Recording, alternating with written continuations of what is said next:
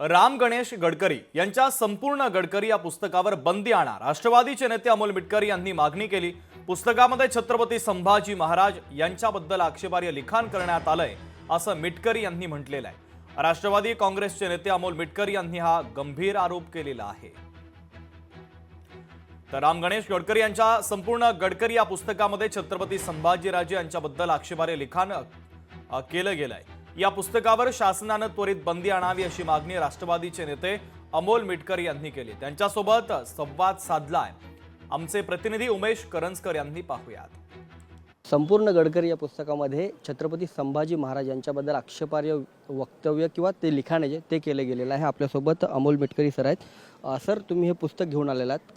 आत्ताच आपण पाहिलं की छत्रपती संभाजी महाराजांबद्दल जो इतिहास आहे तो नव्याने समोर येतो, कारण पुस्तकांमध्ये शालेय पुस्तकांमधून छत्रपती संभाजी महाराज कधी शिकवले गेलेले नाही आहेत। ते त्यांचा इतिहास नेहमीच दाबून ठेवला किंवा तो समोर आणला गेलेला नाही आहे। या पुस्तकामध्ये नेमकं काय म्हटलेलं आहे? अरे, जो राजा आपल्या बुद्धभूषण ग्रंथामध्ये व्यसनाधीन माणसाने व्यसनाधीन असू नये, परस्त्रीचं व्यसन करू नये, जुगार खेळू नये, द्यूत क्रीडा खेळू नये, लांब लांब असुरक्षित जाऊ नये असं सांगत असेल बुद्धभूषणमध्ये, भेद नायिका, नक्षिकांत, 7 शतक, त्या राजाला अशा प्रकारे जर चुकीचं रंगवलं गेलं असेल आणि ते वाचून जर आपलं रक्त पेटत नसेल।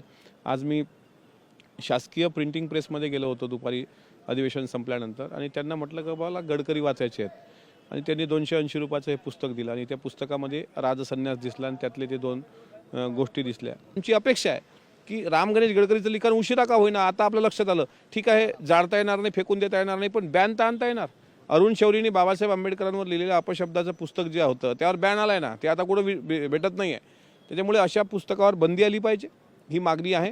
उद्या हेच पुस्तक नाही, ज्यांनी संभाजीराजांवर विकृत लेखन केलं त्या सगळ्यांची नावं, त्या पुस्तकाची नावं अशी मी जाहीर करणार, ते मुख्यमंत्र्यांना देणार आणि याच अधिवेशनात एक कडक कायदा करा की हे पुस्तकं बॅन होतील, यूट्यूबवरचे सगळे चित्रपट हटतील आणि त्याचबरोबर महापुरुषांबद्दल अवमानजनक बोलण्याचं कोणी धाडस करणार नाही। कॅमेरामन विनोद सोबत उमेश करंजकर, लोकशाही मराठी, मुंबई। लोकशाही मराठी, ऐका, पहा, जागरूक रहा।